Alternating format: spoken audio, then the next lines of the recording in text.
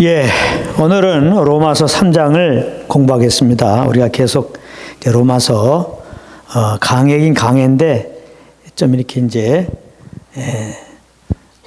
한 시간에 한 장씩 나가는 그런 강해를 하고 있습니다. 그래서 우리가 오늘은 로마서 3장을 하겠는데요.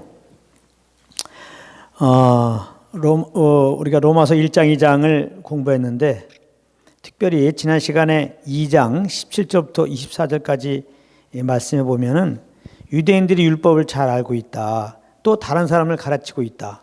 그러면서 막상 그러나 그들은 그 율법을 지키지 못하고 있다. 그래서 하나님의 영광을 가리고 있다는 것들을 이제 말씀했습니다.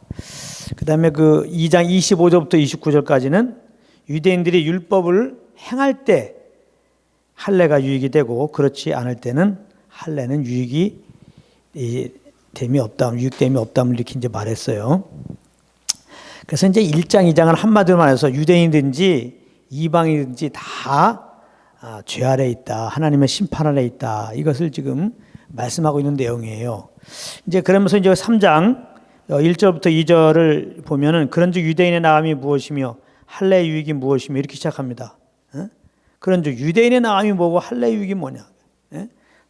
다 이제 하나님의 심판 아래 있다고 하면은 그 유대인들 입장에서는 우리는 할례를 받았는데 언약 백성인데 할례 받은 게 뭐냐 그러고 또 우리는 율법을 받았는데 자기들은 이제 선민의식이 강하잖아요. 그럼 우리가 율법 받은 거, 또 할례 행한 거 이런 게 무슨 뭐냐 이거 우리에게 유익이 뭐냐 그러면 우리에게 있는 특혜라는 게 뭐냐 이제 그걸 물어보는 거예요. 유대인들 입장에서. 네. 그 2절에 보니까 범사에 많다는 겁니다. 그래 유대인들의 그 유익은 많다. 이제 그건 로마서 9장 4절에 있어요. 로마서 9장 4절에 있는데 이제 로마서 9장 할 때 조금 깊이 다루겠지만은 한번 읽어보면은 9장 4절에 저희는 이스라엘 사람이라 저에게는 양자됨과 이런 게 다 이제 이스라엘 백성들이 이방인과 달리 그 유익된 거예요. 영광과 언약들과 율법을 세우신 것과 예배와 약속들이 있고 이렇게 많아요. 그런데 이제 첫째는 저희가 하나님의 말씀을 맡았습니다. 그래서 특별히 이제 유대인들의 그 유익이 뭐냐? 말씀을 맡은 거라 이 말이에요. 말씀을. 그래서 정말 그 유대인들이 또 말씀을 잘 보존했어요. 그래서 구약의 39권을 유대인들이 잘 보존했습니다. 근데 이제 사실 하나님이 유대인들에게 말씀을 주신 궁극적인 이유는 뭐예요?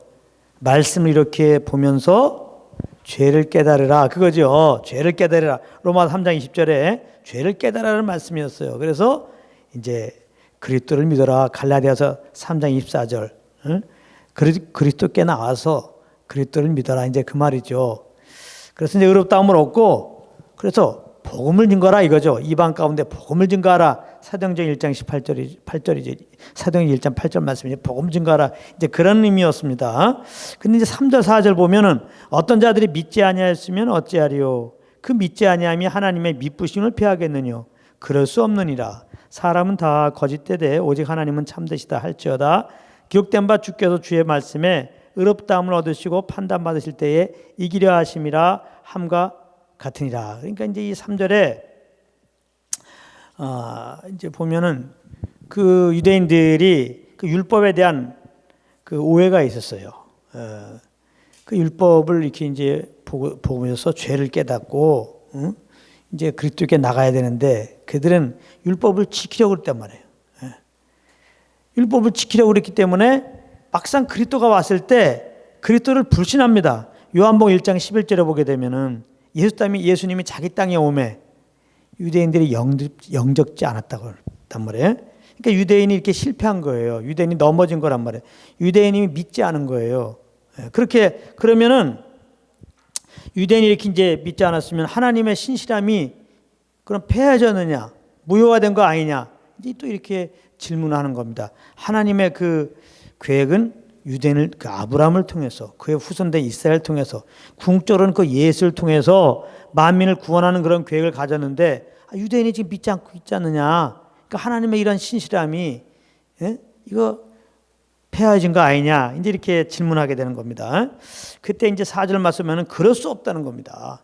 사람은 다 거짓되지만 하나님은 옳다는 거예요. 여기 보면 하나님은 참되시다. 하나님은 의로우시다. 하나님은 참이시다. 사람은 거짓이고 하나님은 참으시다. 그렇게 이제 얘기하면서 다윗이 고백한 것을 예를 드는 겁니다. 시편 51편 4절에 시편 51편은 다윗이 이제 밧세바를 취한 다음에 이게 잘못인 줄 몰랐어요. 그때 나단 선지자를 통해서 그 잘못인 것을 지적할 때 다윗이 그냥 정말 주님 앞에 하나님 앞에 통회자백하잖아요.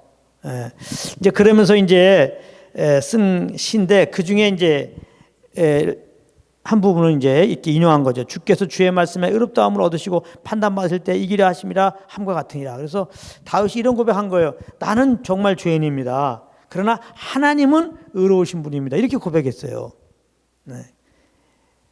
그 유대인들이 자꾸 하나님의 신실함에 대해서 인정하지 못하고 자꾸 하나님의 신실함은 폐허해졌다. 그 믿음은 신실하지 못하다. 막 이렇게 얘기하니까 이스라엘 백성들이 가장 귀하게 여기는 인물 중에 하나가 다윗이거든요.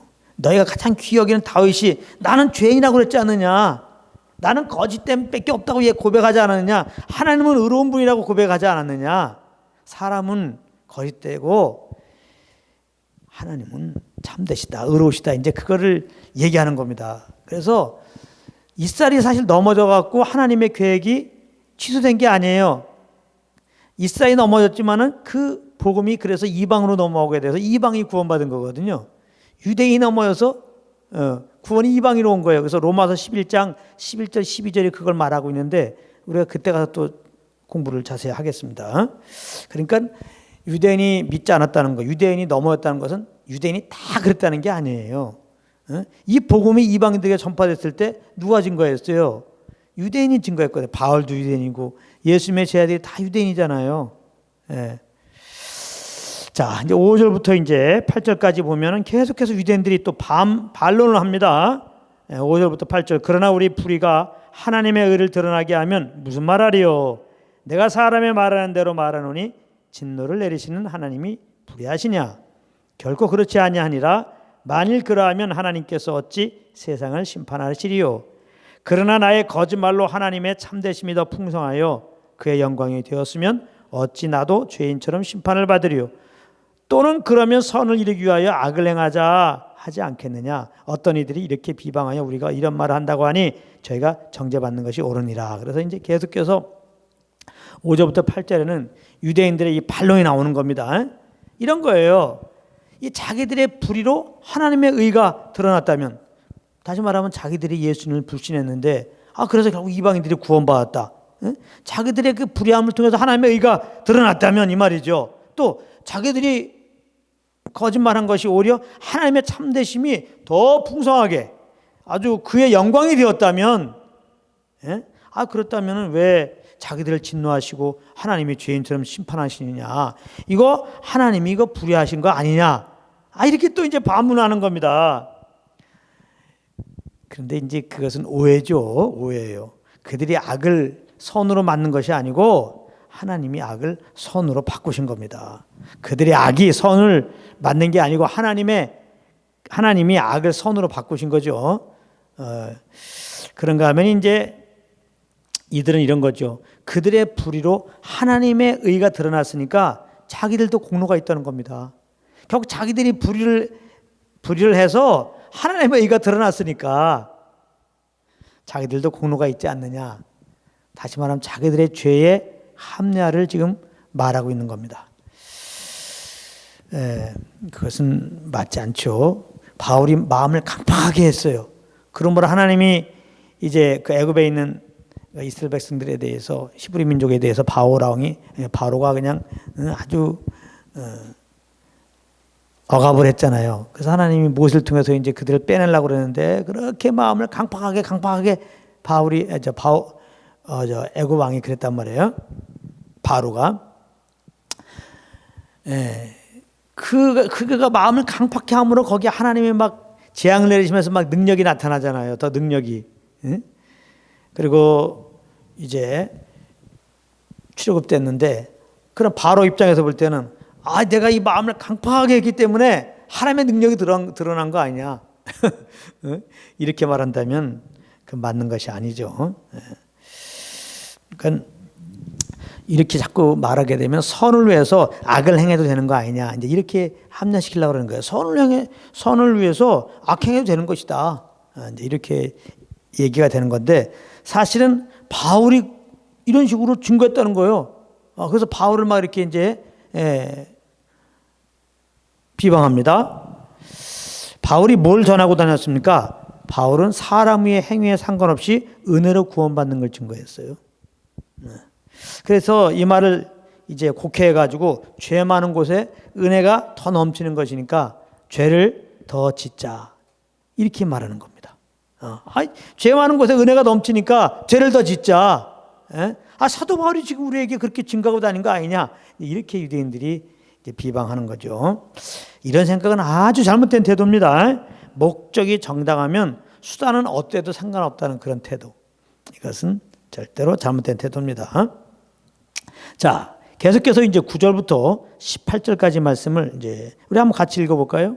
시작. 그러면 어떠하뇨? 우리가 나으뇨? 결코 아니라 유대인이나 헬라인이나 다 죄 아래에 있다고 우리가 이미 선언하였느니라.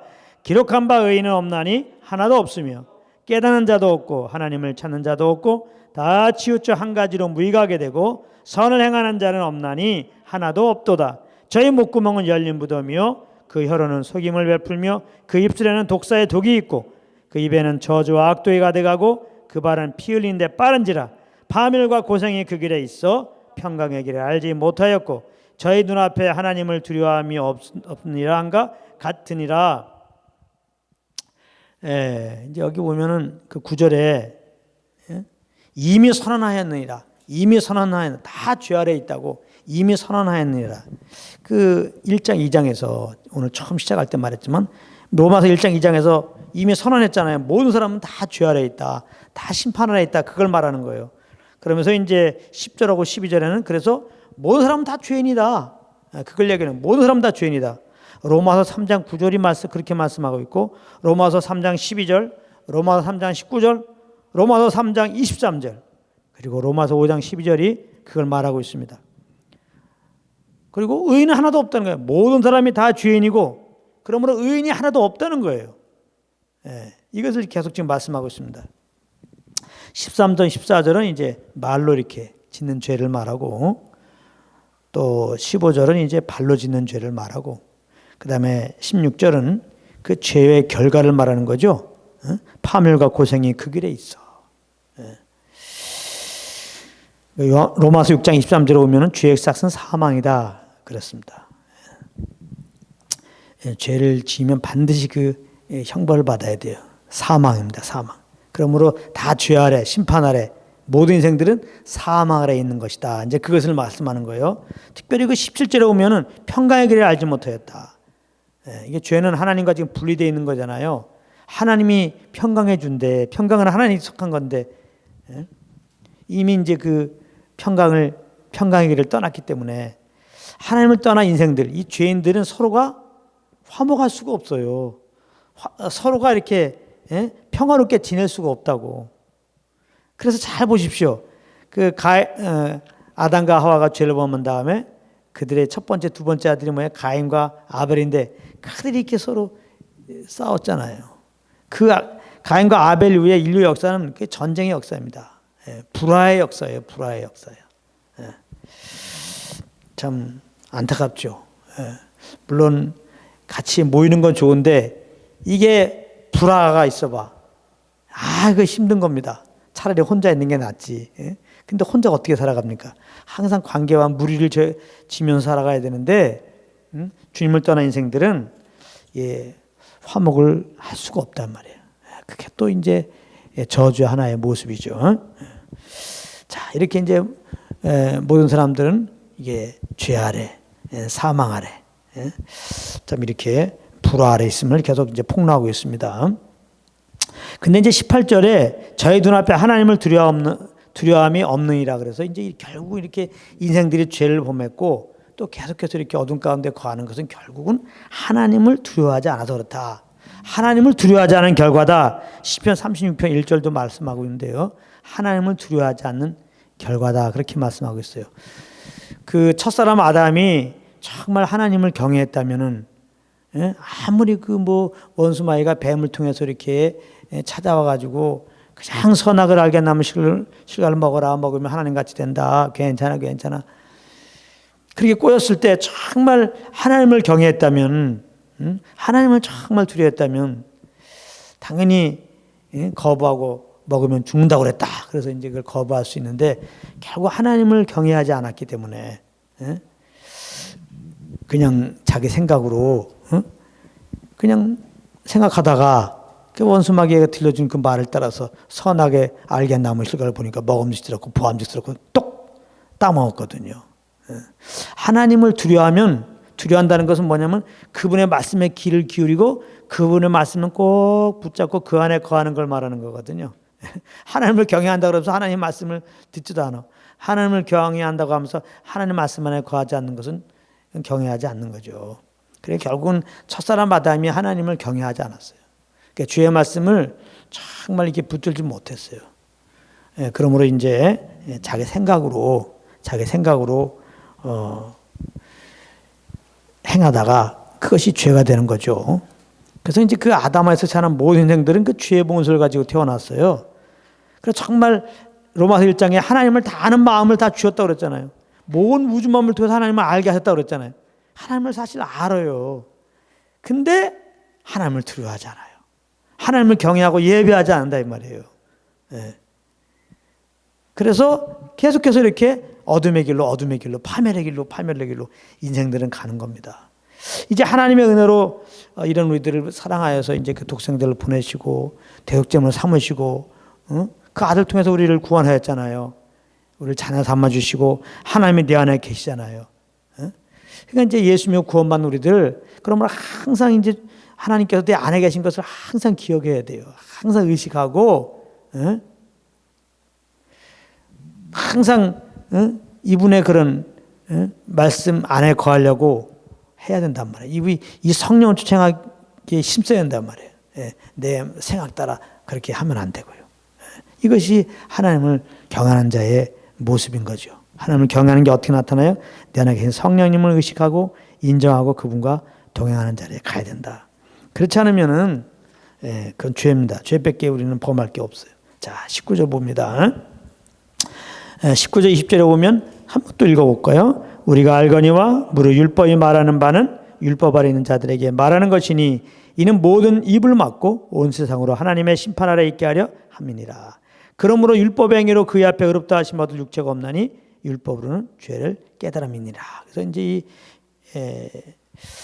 이제 19절부터 이제 30절까지 사실은 이렇게 쭉 보면 믿는 자는 이제 누구나 의롭게 된다. 이제 큰 제목으로 그렇게 볼 수 있는데요. 특별히 19절 20절에 보면 율법 얘기가 나와요. 율법. 그 율법은 이 거울과 같은 거예요. 내시경 같은 거고 엑스레이 같은 거라고요. 율법은. 그러니까 율법의 역할은 우리의 죄를 드러내게 하는 거예요. 죄를 깨닫게 하는 거란 말이에요. 20절에 죄를 깨닫게 하는 거. 그래서 죄를 깨달으니까 이 죄를 해결받아야 되겠는데 그래서 우리 죄를 이제 위에서 예수님 오셔서 십자가에 피 흘려 죽으셨잖아요. 그 예수님께 가게 하는 모학 선생 역할을 하는 거예요. 그러니까 율법의 역할을 잘해야 됩니다. 율법의 역할은 죄를 깨닫게 해갖고 우리 죄를 깨닫게 해서 결국은 그리스도에게 인도하는 역할을 이제 율법이 하는 겁니다. 그리스도에게 나가려면 자기가 죄인인 걸 알아야 돼. 누가 내가 정말 병이 있구나. 이 병 있는 걸 알아야 의사한테 가지. 내가 병 있는 걸 모르는데 의사한테 가는 사람이 어디 있어요? 의사가 생각도 안 나지. 그죠? 그러니까 바리새인들은 스스로 의롭다고 생각하니까 예수님께 갈 생각을 안 한단 말이에요. 그래서 이제 하나님은 이렇게 율법을 이스라엘 백성에게 주신 거예요. 죄를 깨닫고. 그래서 이제 예수님께 나오라고. 이제 예수님이 이 땅에 이렇게 오셔서 사역하실 때 이 두 부류의 사람들을 만나게 됩니다. 한 부류는 정말 율법을 잘 지키려고 하는, 율법을 잘 지켜서 의롭다함을 얻으려고 하는 그런 부류가 있었고, 이제 한 부류는 정말 자기가 철저하게 죄인인 것을 알고 정말 주님의 구원을 바라는 그런 무리들이 있었어요. 그들에 대한 예수님의 태도는 아주 다릅니다. 어떻게 다르냐면은 마태복음 19장 16절부터 21절에 보면은 그 부자 청년에 대한 비유가 나와요. 근데 부자 청년이 예수님께 나와서 뭐래요? 어떻게 해야 영생 얻느냐? 어떻게 해야 영생 얻냐? 그러니까 예수님이 율법의 몇 계명을 얘기하면서 이런 걸 지켜야 된다. 그랬더니 부자 청년이 다 지켰다는 거야. 아니 어떻게 해야 영생 얻냐 그래갖고 예수님이 율법 지키라고 그랬더니 다 지켰다는 거예요. 그러니까 예수님이 이제 너의 소유를 팔아갖고 가난한 사람에게 좀 나눠줘라. 그랬더니 근심하면 떠났단 말이에요. 예수님이 율법을 지켰다 그러니까 더 강한 율법을 갖다 주는 겁니다. 그러니까 내 이웃을 내 몸같이 사랑하라는 거 아니에요. 너가 정말 그렇게 너를 사랑한다면은 그 물질 좀 가지고 가난하고 저렇게 어려운 사람들 좀 도와줘라. 만약에 그 부자가 나 다 도와줬는데요. 그러면 예수님은 또 다른 계명을 아마 주셨을 겁니다. 그러니까 이 율법은 정말 내가 율법을 지켜서 의롭다고 하는 자들에게 율법을 갖다 줘야 돼요. 그래서 그런 의미에서 율법 아래 그 유대인을 향해서 산상수훈도 주신 거예요. 율법 아래 나 간음하지 말라. 그러니까 자기가 간음하는 행위를 안 했으니까 자기는 의롭다고 생각한 거야. 그래 거기에 대해서 예수님이 이제 또 율법을 완전케 하는 거죠. 율법을 완전케 하라고 그랬잖아요. 여인을 보고 음행 부모도 간음이라는 거예요. 그럼 걸리잖아요. 그래서 죄인 걸 깨닫고 정말 예수님께 나오도록 말이죠. 그래서 정말 자기가 스스로 의롭다. 난 정말 율법을 잘 지키고 있다. 이런 자들에게 예수님은 율법을 완벽하게 지켜라. 아주 율법에 그냥 1.1도 빠짐없이 지킬 걸 계속해서 요구하고 말씀하신단 말이에요. 이건 지금도 마찬가지예요. 지금도 많은 사람들이 자꾸 이제 율법을 지켜서 구원받는다. 혹은 예수 믿어도 예수 믿고 난 다음에 율법을 지켜야지 그렇지 않으면 지옥 간다. 이런 율법주의자들이 있단 말이에요. 다른 복음을. 그런 자들에게 우리는 계속 율법을 조목조목 얘기해야 돼요. 613가지 다 지켜봐라 그러면. 그렇게 얘기해 줘야 돼요. 율법은 율법을 지키려고 하는 자들에게 이게 필요해요. 그래야 거기서 자기가 잘못된 걸 드러나니까요. 그런가 하면 이제 요한복음 1장 1절부터 이제 11절까지 보면은 가늠하다 잡힌 여인이 나와요. 이 가늠하다 잡힌 여인은 자기가 죄인인 걸 알아. 지금 가늠하다가 잡혔잖아. 그래서 죄로 말미암아 지금 돌로 맞아 죽게 생겼어. 자기는 죄인이고 지금 돌로 맞아 정말 죽을 죄인 걸 알아. 지금 이 여인은 정말 자기가 죽을 죄인 걸 안단 말이야 지금. 이런 자 앞에서는 예수님이 뭐라고 그래요? 다 이제 죄가 있으니까 죄 있는 자가 돌로 치라니까 먼저 다 도망갔잖아. 나이 든 사람부터. 예수님과 이 여인이 딱 있었을 때 예수님 뭐라고 그래요? 나도 너를 정죄하지 않으니. 용서한단 말이야. 정말 내가 죄인이고 죽을 죄진 걸 알고 정말 주님께 긍휼을 구하고 용서를 구하면 주님 용서해 주세요. 그런 자들에게는 뭐 보험 갖다 댈 것도 없어. 지금 내가 죄인인 걸 아는데 뭐. 그렇죠? 사실 뭐 이방인들이 율법을 받지 못했잖아요. 어떻게 구원받아? 하나님의 은혜의 빛이 딱 와서 그 빛 앞에서 정말 내가 죄인인 것을 드러나서 정말 죄인인 거 인정하고 정말 예수 믿으면 구원받는 거예요. 할렐루야. 그래서 이제 율법을 우리가 잘해야 되는데 율법은 죄를 드러내는 역할만 해요. 그러나 그 죄를 해결해 주지 못해요. 죄를 해결해 주는 것은 복음에 있어요. 복음에. 그 역할을 그러니까 율법은 정죄하는 역할이죠. 근데 복음을 정죄한 데 쓰면 안 돼요. 그래서 이제 율법은 다 죄를 드러나게 하고 다 심판 안에 있음을 말하는 거죠. 그래서 하나님 앞에서 아무도 핑계치 못하게 하기 위한 것입니다. 자, 21절에 이렇게 보면 이제는 율법에 하나님의 한의가 나타났다고 해서 이제는. 그러니까 이제는이라는 말은 지금까지 이렇게 이제 얘기했는데 그 얘기와 완전히 전환되는 그 얘기와 완전히 그 90도 바뀌어지는 이제 그런 이제 내용을 얘기할 때 이제는 그런 거. 그러니까 이 이제의 의미는 이런 거죠. 지금까지 모든 사람이 범죄해서 하나님의 그 심판 아래 있다는 얘기를 내가 했다. 그렇잖아요. 지금 바울이 1장, 2장 3장 20절까지 바울은 지금 모든 인생들이 다 죄 아래에 있다, 심판 아래에 있다, 지금 그걸 얘기한 거예요. 근데 이제부터는 율법 외에 사람이 값없이 의롭다함을 얻는 거에 대해서 얘기하겠다, 이제 그거거든요. 그러니까 로마서 3장 20절까지는 진짜 소망이 없어요. 인생에는 소망이 없어. 사람에게는 소망이 없어. 다 죄 아래 있고 심판 아래 있으니까. 근데 이제부터는 하나님 율법 외에 의롭다함 받는 법을 얘기해 주겠다 이 말이에요. 그러니까 사람이 의롭다함 받는 법은 두 가지예요. 율법을 다 지켜서 의롭다함 받을 수 있어요. 또 한 가지는 여기 율법 외에 하나님의 의가 나타나는데, 율법 외에 하나님의 한 의라고 하는 것은 예수 그리스도를 믿음으로 받는 그 의거든요. 그렇게 해서 의롭다함 받는 게 있어요. 그런데 율법을 지켜서 의롭다함 받는 것은 틀렸어. 그건 어느 누구도 그렇게 할 수가 없어요. 예. 우리는 연약하기 때문에 율법을 다 지킬 수가 없어요. 613가지를 다 지키고 항상 지켜야 되는데 그럴 수가 없어요. 예. 그래서 율법의 역할은 뭐예요? 지키라고 준 게 아니라 죄를 깨달으라. 그래서 그리스도께 나와서 그리스도를 믿음으로 의롭다함을 얻게 하기 위한 것이죠. 그러니까 유대인이건 이방인이건 예수님을 믿음으로 의롭다함을 얻는 그 길만이 유일한 소망이에요.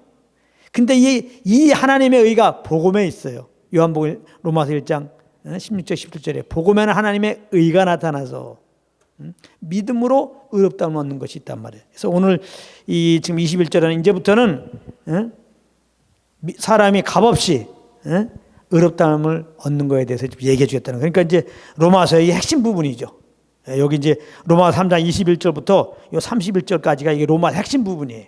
아주 중요한 부분. 그런데 이 율법 외에 이렇게 이제 하나님의 이 한 의에 대해서는 이거는 구약에 이미 증거를 받은 거라는 거예요. 율법과 선지자들의 증거를 이미 받은 거란 말이에요. 다 한마디로 말해서 구약에 이미 그런 사실을 말했다는 거예요. 그래서 율법의 증거로 보게 되면은 창세기 15장 6절에 보면은 창세기 15장 6절에 아브라함이 하나님을 믿음에 하나님이 의로 여기셨다고 그랬잖아. 그때 아브라함은 율법도 이스라엘 백성에게 주기 전이에요. 이미 이렇게 복음이 선포된 거죠. 하나님의 한 의가 지금 증거된 거죠. 믿음으로 아브라함은 의롭다함을 얻은 거예요. 아브라함이 자식이 없었어요. 근데 하나님이 밖에 데리고 나가고 하늘에 그 무수한 별들 보면서 내 자손이 이와 같다라는 거예요. 이와 같을 거라는 거예요. 이거 이성적으로는 믿을 수가 없죠. 자녀가 지금 없는데, 한 명도 없는데 그 무수한 별들과 같다고 그랬거든. 근데 아브라함은 그걸 믿었단 말이에요. 그랬더니 그 믿음을 의로 여기셨단 말이에요. 그런가 하면 선지자의 증거도 뭐 많아요. 이사야 53장 11절에도, 이사야 61장 10절에도, 예레미야 23장 5절 6절에도, 다니엘서 9장 24절에도 거기에도 이제 예수 그리스도를 믿음으로 우리가 의롭다함 얻는 내용이 나와 있습니다. 그걸 나중에 찾아 공부하시기 바랍니다. 그러니까 22절에 이렇게 보면은 예수 그리스도를 믿음으로 말미암아 모든 믿는 자에게 미치는 하나님의 의인이 차별이 없느니라 그랬어요. 그러니까 율법 외에 하나님의 의인은 믿는 자에게 주어지는 거예요. 그러니까 예수님은 이 땅에 이제 하나님과 죄인된 우리가 화목되기 위한 화목제물로 오셨어요.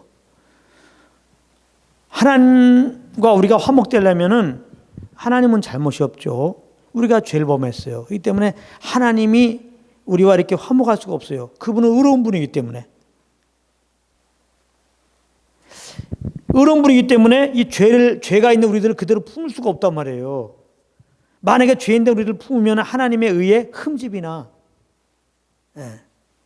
그래서 죄인된 우리와 화목하려면은 이제 죄 없는 누군가가 무엇이 죽어야 되는 거예요. 죽어야 돼.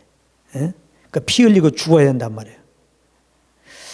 그 대속의 원리인데요. 이것을 이제 아담과 하와가 죄를 범했을 때 가죽옷을 지어 입혔잖아요. 그 짐승이 가죽옷을 만들어지려면 죽어야 돼요. 그래서 피 흘려야 되고. 대속의 그 계시거든요. 그래서 그 이제 짐승이 그 죄가 없죠. 죄 없는 짐승이 죽고 피 흘림을 통해서 아담과 하와가 이렇게 이제 허물이 덮여지는 거예요. 그래서 하나님과 이렇게 관계를 맺을 수가 있게 됐단 말이에요.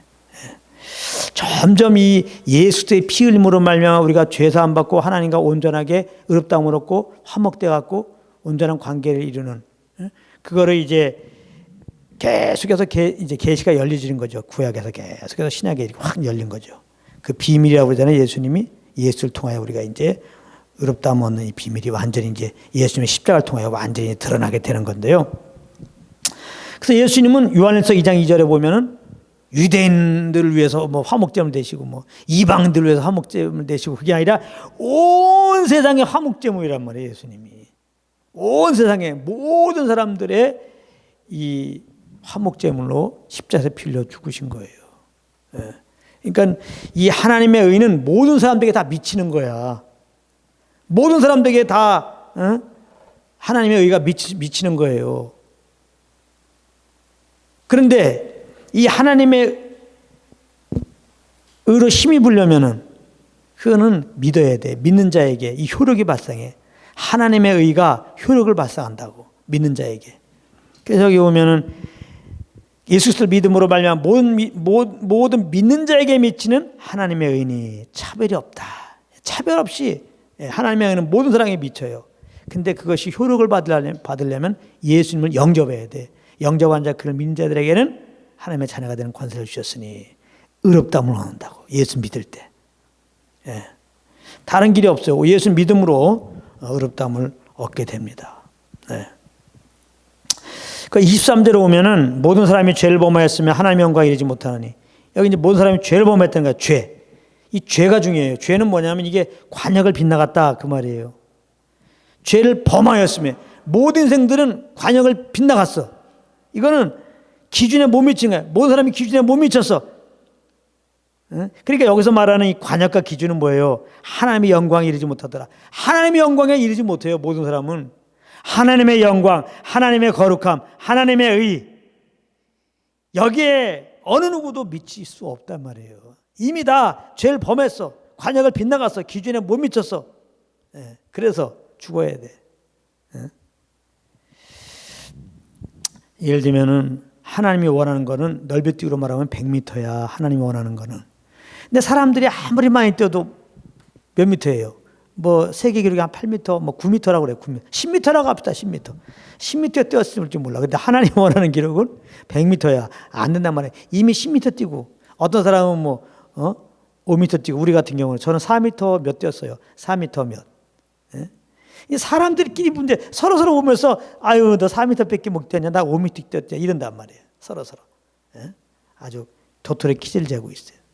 다 하나님의 기준에 못 미쳤단 말이에요. 그 영광에 이르지 못했단 말이에요. 이미 죄를 범했단 말이에요.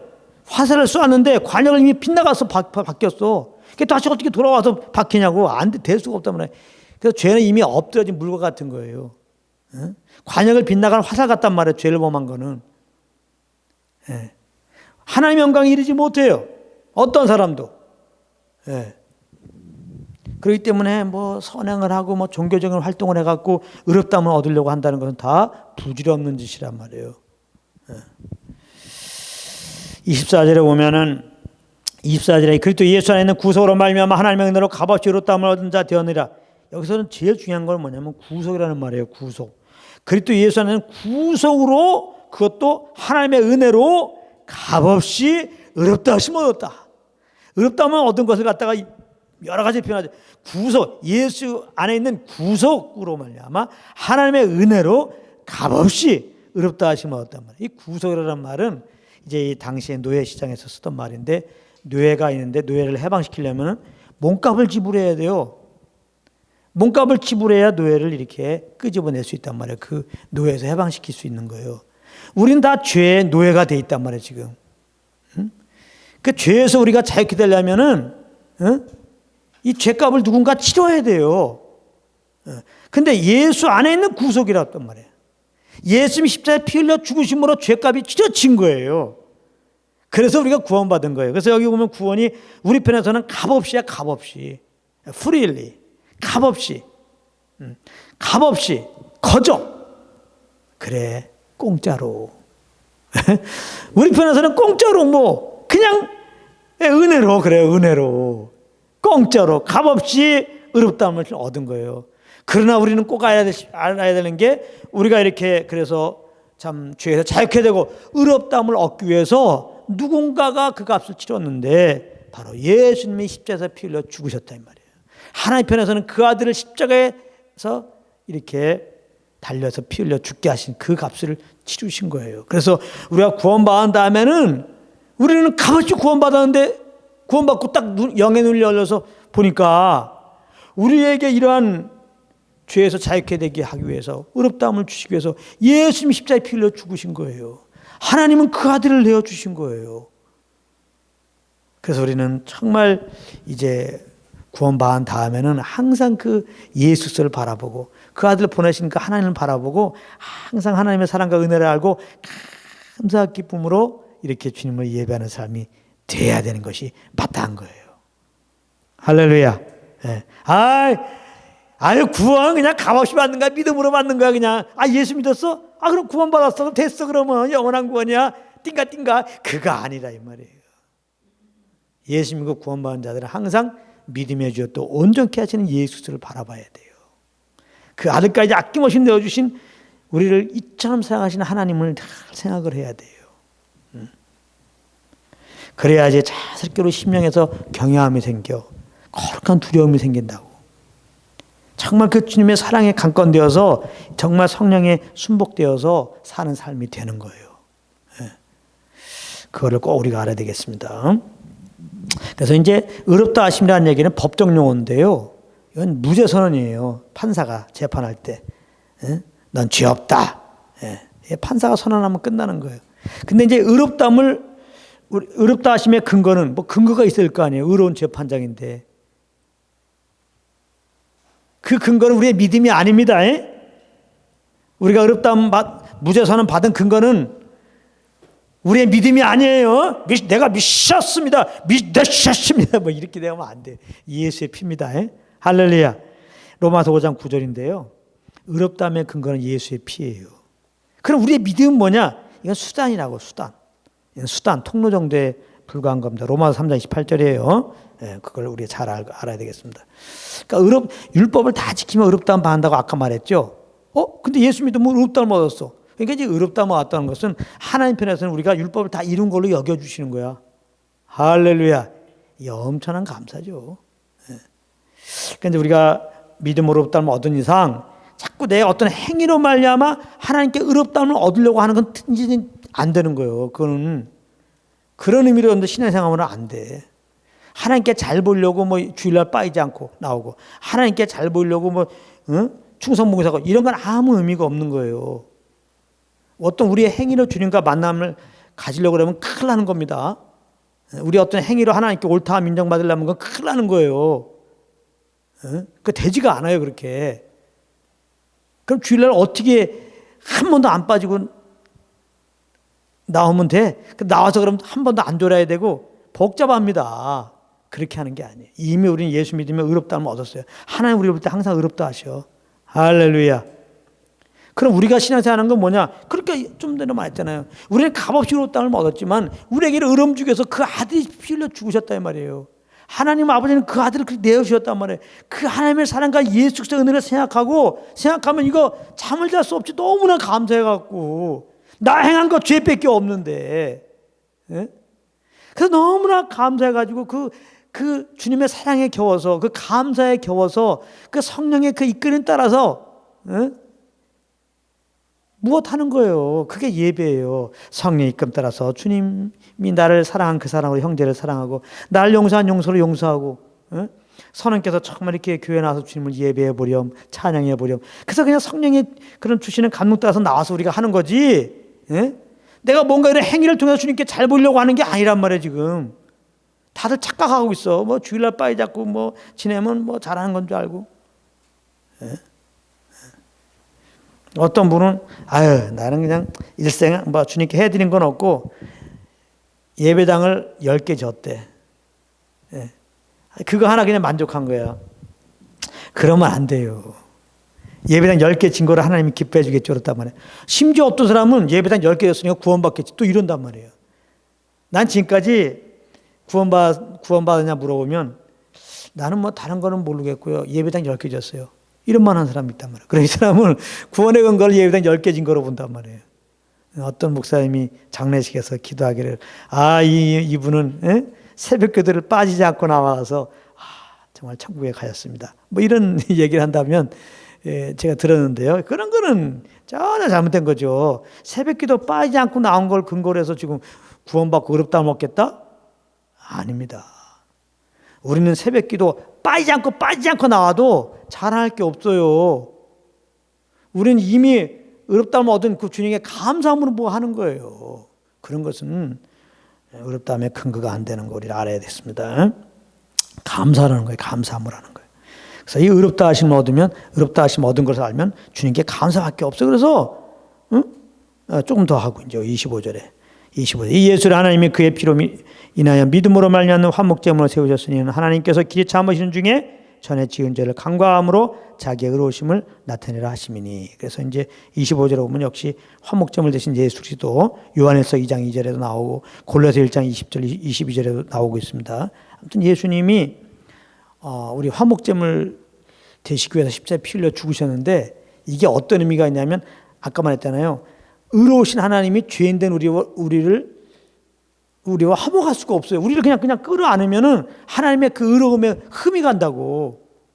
그러니까 의로움이 이제 흠이 되지 않고 하나님의 의로움이 드러나시면서 우리를 의롭게 하시려면은 화목제물이 있어야 되는 거예요. 누군가 무엇이 대신 죽어야 된단 말이에요. 예수님이 그 대신 죽는 화목제물이 되셨단 말이에요. 그래서 예수님 우리 죄를 짊어지고 죄 없는 그분이 십자가에 죽으시는 그 순간 하나님의 공의를 100% 만족해 한 거예요. 할렐루야. 예수님 완전한 화목제물이 되신 것입니다. 그래서 이제 십자가에서는요, 이제 굉장히 귀한 일이 벌어졌는데 두 가지의 일이 벌어졌어요. 하나는 이 정가라는 말이 있죠. 정가는 책임을 남에게 돌린다는 그런 의미잖아요. 남에게 돌린다. 이 정가의 법칙이 성립되는데요. 예수님이 이제 십자가에 달리심으로 우리의 죄를 짊어지고 죄덩이에 달리잖아요. 그러니까 예수님이 우리를 대신해 십자가에 달리는 그 순간 우리의 죄가 예수님께 정가된 거예요. 그죠? 네. 그 다음에 이제 예수님이 이렇게 십자가에 피 흘려 죽으시고 부활할 때 이제 예수님의 그 의가 우리에게 또한 전가된 거예요. 할렐루야. 이 과정을 통해서 이제 우리가 의롭다함을 얻은 것이다. 이거를 좀 우리가 알아야 되겠습니다. 이 정도 하고요. 26절에 보면은 그래서 이때 의로우심을 나타내서 자기도 의로우시며 또한 예수 믿는 자를 의롭다 하려 하십니다. 그래서 아들 죽이심으로 이제 하나님의 공의를 이루셨죠. 사랑하는 아들이라도 우리들을 짊어지고 죄덩이로 달리니까 사정없이 심판하셨죠. 하나님의 공의를 이루셨습니다.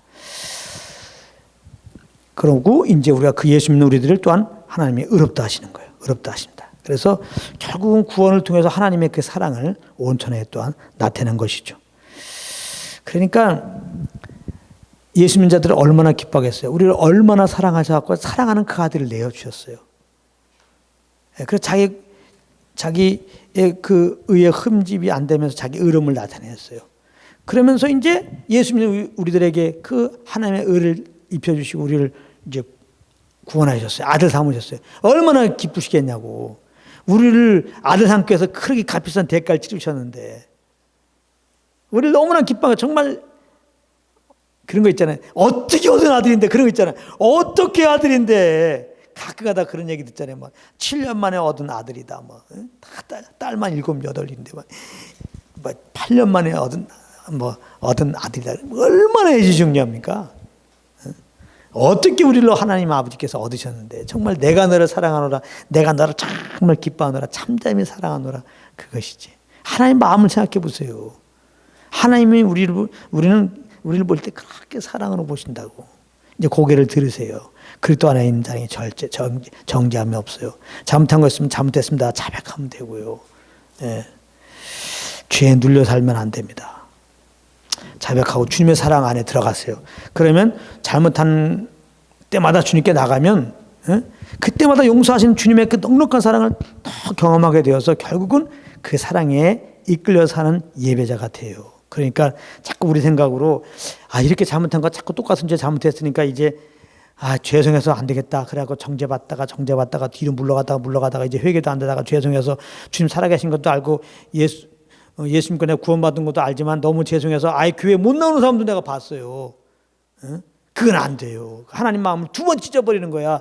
당신이 정말 주님 사랑한다면, 그렇게 주님 생각한다면은 죄인 됐을 때 사랑해서 그 아들 내어주시고 구했는데 아들로서 지금 잘못한 건데 그것도 자백하고 오면 얼마든지 용서하고 지금 용서한다고 지금 다 용서해놓고 지금 팔을 벌리고 기다리고 있는데 또 자백하고 나오시란 말이에요. 이름같이 7배도 용서하라고 그랬는데 이게 베드로가 그렇게 할 수 있어서 그렇게 하라고 그런 겁니까? 내가 널 그렇게 사랑했으니 그 사랑을 기억하면서 한번 형제를 사랑해 보렴, 그 말이지.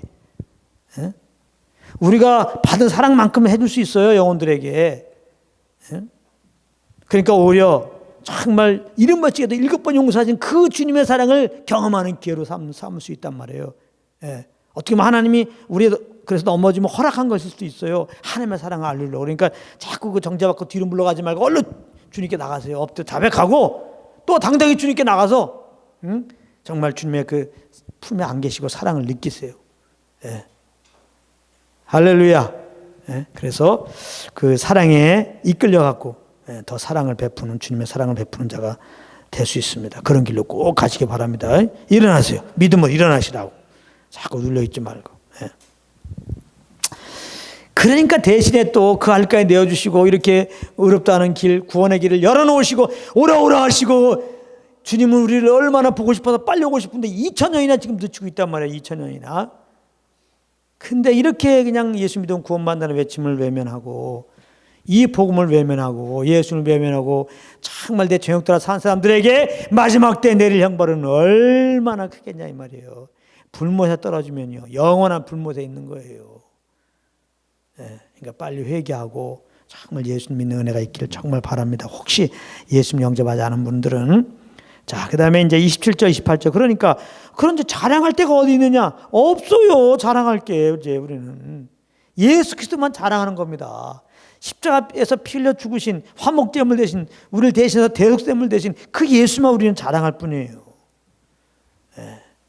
혹시 자랑해도 주 안에서 자랑하는 거고요. 나를 자랑할 거 없어요. 내 행위를 자랑할 게 아무것도 없습니다. 나를 자랑하고 내 행위를 자랑하는 그 순간 하나님의 사랑과 예수 그리스도의 은혜를 지금 망각하고 있는 거예요. 우리는 예수만 자랑해야 돼요. 예수만. 그 다음에 이제 여기 30절이 굉장히 중요해요. 31절이. 여기 이제 29절 30절을 먼저 봅시다. 하나님은 홀로 유대인의 하나님 뿐이시며 또 이방인의 하나님이 아니시뇨 진실로 이방인의 하나님도 되시니라. 하늘의 자도 믿음으로 말미암아 또는 무할날 자도 믿음으로 말미암아 의롭다 하실 하나님은 한 분이시라. 이 하나님은 그러니까 무할날 자의 하나님, 할날 자의 하나님, 이방인의 하나님, 유대인의 하나님, 모든 사람들의 하나님이라는 거죠. 모든 사람들에게 그래서 구원을 주시려고 모든 사람들을 위해서 예수님이 십자가에서 피 흘려 죽으신 것이죠.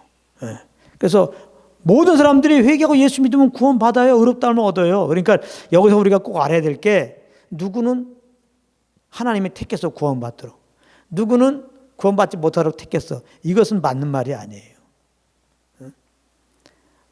뭐 예수님이 모든 사람에서 피 흘려 죽었다고 그러고 화목제물 했다고 그러고, 근데 알고 보니까 누구는 택해놨어. 이미 하나님의 자녀로.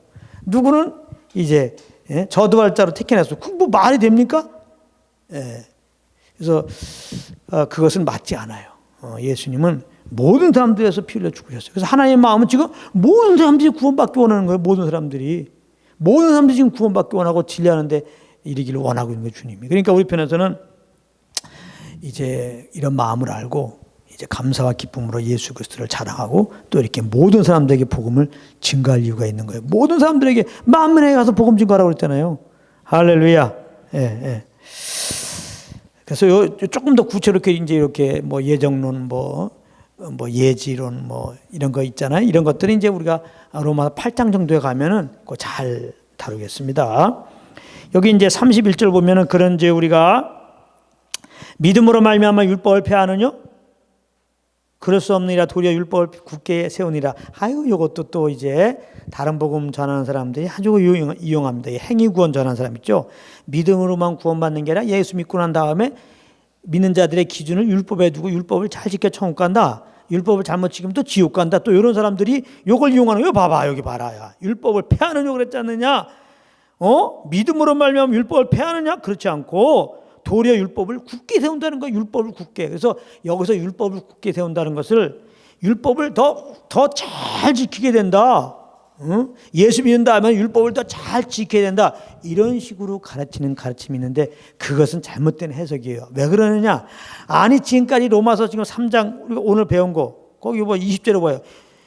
20절에 보면 율법의 행위로는 그 앞에 의롭다 하신 모든 육체가 없다고 그랬잖아요. 아니, 사도 바울이 야, 율법을 지켜갖고 의롭다는 바자가 없어. 선언을 해놨잖아요. 아니, 다 자기가 율법을 지켜서 의롭다는 발자가 없다고 얘기해놓고 갑자기 31절에 믿는 사람도 율법을 잘 지켜야 돼. 모순이잖아요. 이게 바보가 아닌다 하면 이게 되겠습니까? 이 바보 같은 논조로 쓴 글을 갖다가 하나님이 여기 성경 말씀에 놔두겠습니까? 아니, 말이 되냐고. 20절에 분명히 율법의 행위로 그의 앞에 의롭다 하시면 어떤 육체가 없다고 그랬는데 이렇게 말한 자가 지금 31절에 가서는 또 예수 믿었어? 그 다음에 율법을 굳게 세워야지. 율법을 잘 지키며 살아야지. 말이 안 돼요. 근데 로마서 3장 20절에 뭐예요? 율법은 죄를 깨달음이라. 바로 요거예요. 율법의 역할. 율법을 주신 이유, 죄를 깨달음이라. 그러니까 믿음으로 말미암아 구원받고 산다고 율법이 폐해진 게 아니란 말이에요.